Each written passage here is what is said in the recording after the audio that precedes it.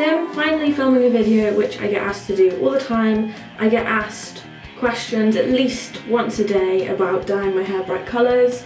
I know it's not looking great at the moment, obviously, because that's the reason we're dyeing it. I'm really sick of this red.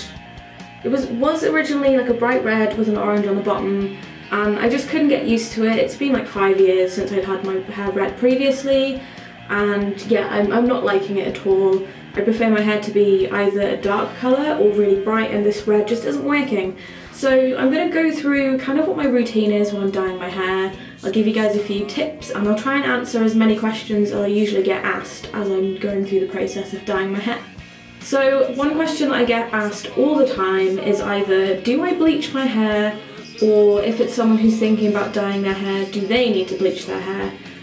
What I'm going to say is, if you want your hair to be bright, you probably need to bleach it. If you have brown hair or black hair, you definitely need to bleach it. If you want it to come out looking as bright as all those Instagram pictures and all the Google search results, then you need to bleach your hair. If you do have light blonde hair, you can probably get away without doing it, but what you really need to know is that the colour isn't going to last as long. It's going to fade a lot quicker if it's just put on top of normal hair. So brightly coloured hair dye, because it's semi-permanent, it sticks really well on top of bleach. And I try not to bleach my hair too often.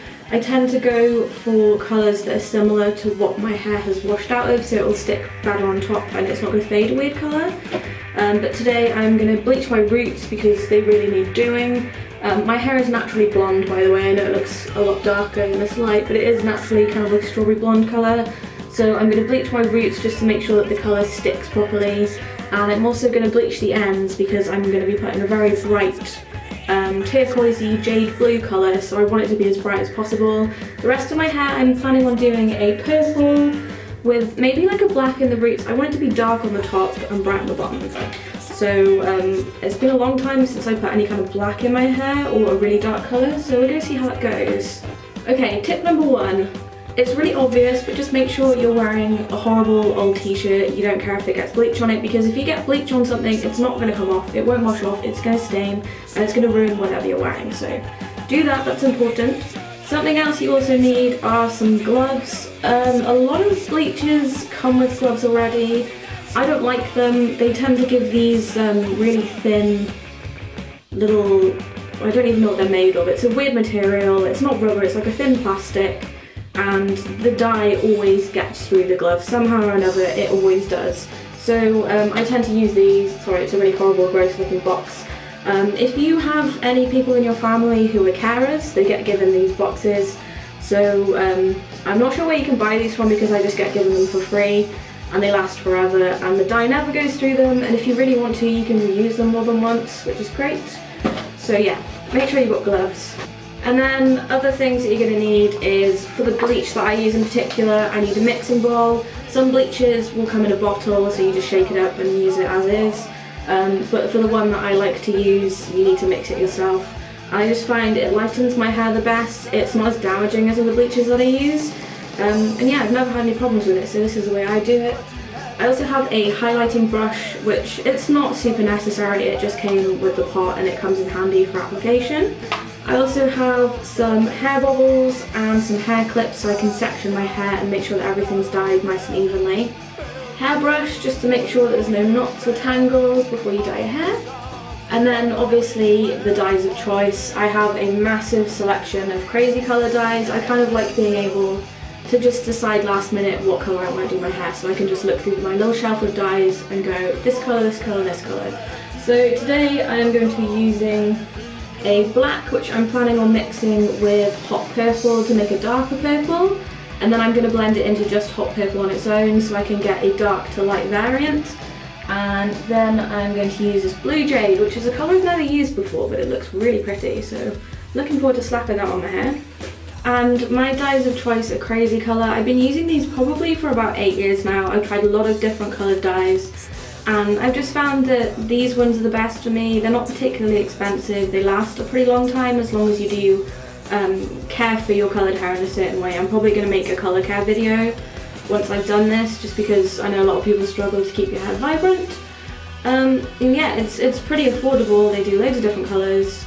and I've never had a problem. I don't know anyone that's ever had an allergic reaction to these either, so this is what I stick with. Obviously different dyes work well for other people. I know a lot of people that swear by Manic Panic. Personally, I think they're really expensive. I've used Manic Panic dyes twice and they just come out really horribly.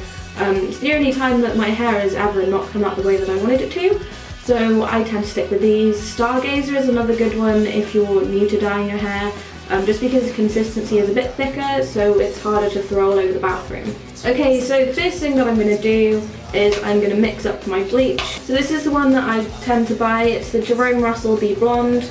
They do a couple of different strengths. This one is the Maximum Blonde, and I think it's the 40... Yeah, it's a 40 volume, 12% peroxide. So you buy this, it has the sachets in, and then you buy the peroxide bottle separately. And it's pretty simple. You mix one bottle with one sachet, and you can't go wrong really. I'd always recommend reading the packaging before you use anything like this. It does say on here to do a 48-hour test beforehand. You usually do a skin swatch, but it says on here conduct a skin and strand test, so you want to test a little bit on your hair just to make sure you don't have a reaction, because bleach isn't the nicest thing to put on your hair. I find it really itchy, so I look like a bit of a crazy person patting my head away. So this is how my bleach looks now that it's mixed. Something else I didn't mention beforehand is definitely open a window because this stuff is pungent, especially if you're asthmatic. It's probably going to get in your lungs and it's not going to be a fun experience. So I've mixed up a full pot and a full sachet. I don't really need that much for my roots, but for the ends of my hair I'm probably going to need to use most of this. So yeah, I'm just going to do my roots and any areas that don't look like they're going to take the colour very well.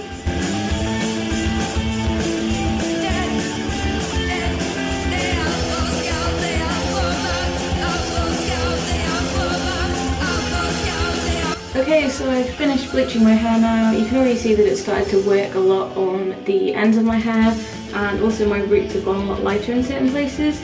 I did have a little bit left over, so I have gone over my roots a bit more thoroughly than I normally would have using a dark dye. And I'm just hoping that the ends are going to come out nice and fairly white or lighter. Obviously it's changed already, but with having my hair red beforehand, a lot of the time when you bleach it, it will go an orange colour, which isn't great for when you're putting a cool tone colour on top.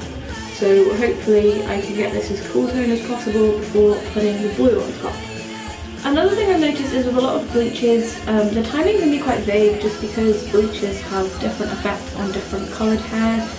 Usually if your hair is really dark, then you're going to have to leave the bleach on for longer. So I'm probably going to wash this off after about half an hour, depending on the colour of the ends of my hair. I might have to leave it a teeny little bit longer than that, but I will check back with you after I have washed my hair and rinsed it out and dried it off.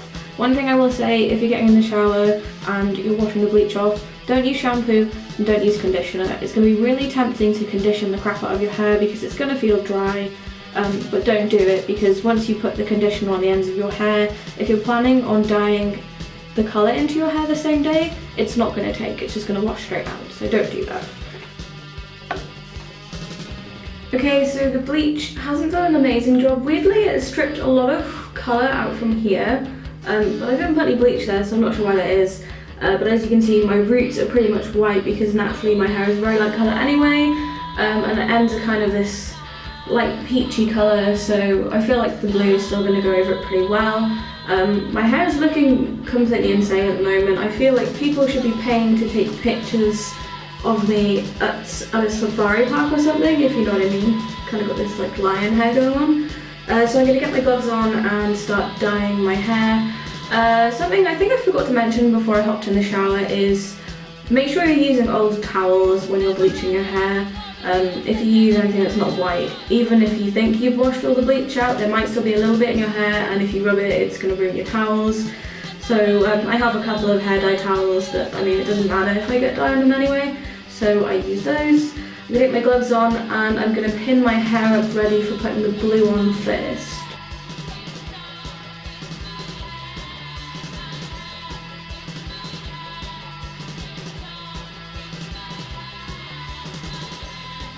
I'm going to mix the colour for my roots now, so I've got the black and the hot purple. I'm going to put the hot purple in first and then just keep adding small amounts of black until I'm happy with the colour.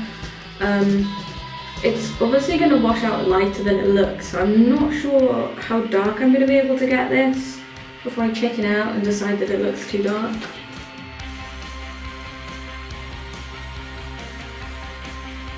Okay, that's all of the darker colour that I'm going to do. I'm just going to clean my face quickly because I don't really want black marks all over my face when it dries. And then what I'm going to do is just apply purple to the rest of my hair where there's any red or any bleach.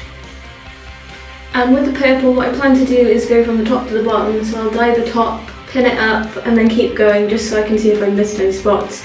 Usually I get my boyfriend to check the back of my hair and make sure I haven't missed any bits, but he's in work, so we're just going to have to go with it, and if I miss anything, I'll just have to patch it up tomorrow and make it look better.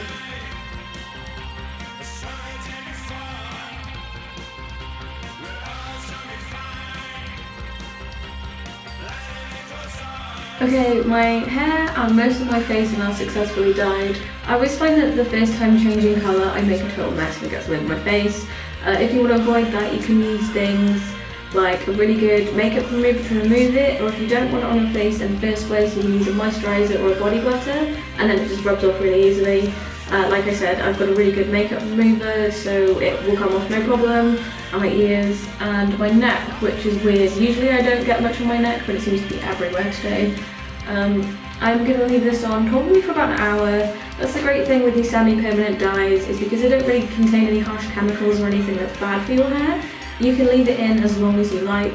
Sometimes if I dye my hair late at night, I will put a couple of pairs of thick tights over my hair and then go to sleep and then wake up in the morning and wash it out, and I find that the colour's really vibrant because it's been given a long time to soak into my hair. But yeah, this time I think I'm just going to leave it an hour, wash it out, and then I'll check back with you guys and we can see the final results. Okay, so once you've hopped out the shower and dried your hair, hopefully you're left with something like this, where the colours blend in really nicely together from where you've hopefully mixed the blue and the purple together. I'm a big fan of this blue jade colour. It's the first time I've used it, it's really pretty. This dye in particular as well, I don't need to condition or shampoo it at all straight after. I wouldn't recommend shampooing dyed hair literally straight after you've done it anyway, just because it might strip the colour out really quickly, but some people do use conditioner afterwards. The crazy colour ones are pretty conditioning anyway, so I don't tend to do it straight after. But yeah, this is what I've ended up with. I'm really happy with the colour.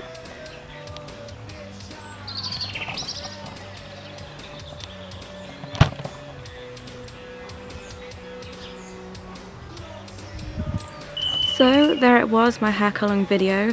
Hopefully it helps some of you out if you've never dyed your hair bright colours before, or any of you who have done it before but maybe not had it come out the way that you wanted it to. If you have any questions or comments, please do leave them in the box below and I will try and do my best to answer them all to the best of my ability. So thanks guys for watching, and I'll see you all again very soon. Bye!